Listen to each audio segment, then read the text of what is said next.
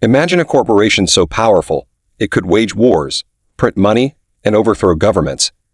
This isn't the dystopian movie plot, it's the true story of the British East India Company. In 1686, this company made a suicidal move, declaring war on Emperor Aurangzeb's Mughal Empire, the world's richest kingdom. Their army? A joke compared to the Mughals' 4 million soldiers. Factories seized, leaders humiliated, and a crushing fine imposed. Yet within 300 years, this same company would rule India. How? Let's unravel this epic tale of greed, betrayal, and corporate imperialism. Our story starts in 1600, when London merchants pooled £70,000 to launch the East India Company. Their goal? Spices. Back then, a sack of cloves in Indonesia could buy a mansion in England. But by 1601, their first voyage to the Spice Islands hit a wall. The Dutch. Ruthless and rich, the Dutch East India Company dominated the region. Outgunned, the EIC turned to India. In 1608, their ships anchored in Surat, Gujarat. Captain William Hawkins trekked to Agra, begging Emperor Jahangir for trading rights. But Jahangir refused. Why upset his Portuguese allies? Undeterred, the EIC built its first factory in 1611, under a local king. Then in 1612, they clashed with the Portuguese at the Battle of Suwali. Victory here made them the new European power in India. The real breakthrough came in 1615, when diplomat Sir Thomas Roe arrived bearing gifts, English clocks, telescopes, and wine. Jahangir, impressed, granted the EIC exclusive rights to trade in Surat. A tiny foothold, but enough to ignite an empire. For decades the EIC expanded, Madras in 1639, Bombay in 1668, Calcutta in 1690, but their ambitions were darker. In 1670, King Charles E gave them shocking powers, raise armies, mint coins, and rule territories. Essentially, a license for corporate empire building. Then came 1686. EIC Governor Josiah Child, hungry for Bengal's wealth, declared war on Aurangzeb. It was a disaster. Mughal armies crushed the EIC, fined them Rs 1.5 lakh, Rs 35 crore today, and forced Child to kneel in apology. Aurangzeb spared them but warned, "Stay in your lane." The EIC obeyed, until 1707. Aurangzeb's death shattered the Mughal Empire.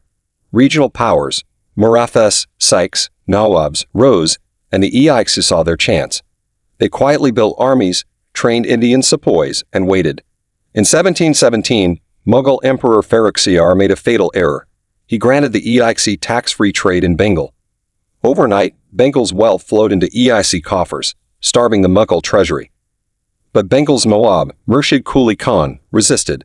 Tensions exploded in 1756, when young Nawab Siraj-ud-Daulah stormed Calcutta, imprisoning EIC officers in the infamous Black Hole Dungeon. Enter Robert Clive. In 1757, he bribed Siraj's commander, Mir Jafar, and banker Jagat Seth.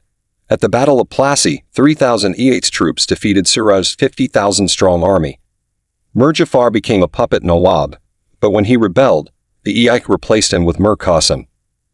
Qasim's defiance led to the 1764 Battle of Buxar. The EIC crushed his alliance with the Nawab of Awadh and Mughal Emperor Shah Alam Mu. The 1765 Treaty of Allahabad was the final nail. Shah Alam handed the EIC Diwani rights, control over Bengal's taxes. Now the EIC wasn't just a company, it was India's ruler.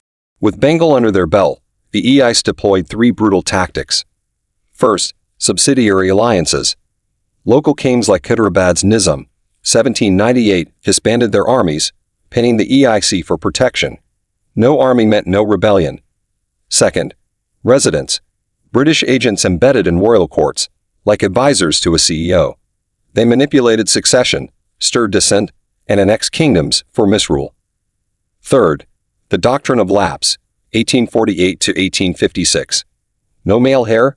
Your kingdom lapses to the EIC. States like Satara, 1848, and Jhansi, 1854, vanished overnight. By 1818, the EIC ruled 2/3 of India. But their greed sparked a fire. In 1857, sepoys rebelled over greased partridges, rumored to contain cow/pig fat. The revolt spread, uniting princes, peasants, and Mughal Emperor Bahadur Shah Zafar. For a year, India burned, but the EIC, backed by British troops, retaliated savagely. villages razed, leaders hanged. The British Crown used the chaos to nationalize the EIC in 1858. Their 258-year rule ended.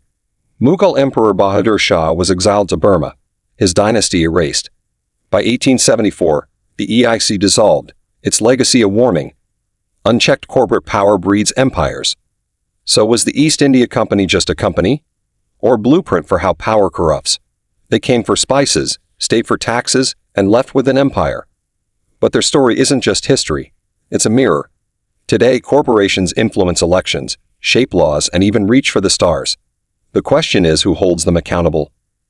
If you found this dive into history's darkest boardroom intriguing, check out my video on how the Dutch East India Company sparked the world's first stock market crash. Don't forget to like, share, and subscribe. Until next time, stay curious and stay vigilant.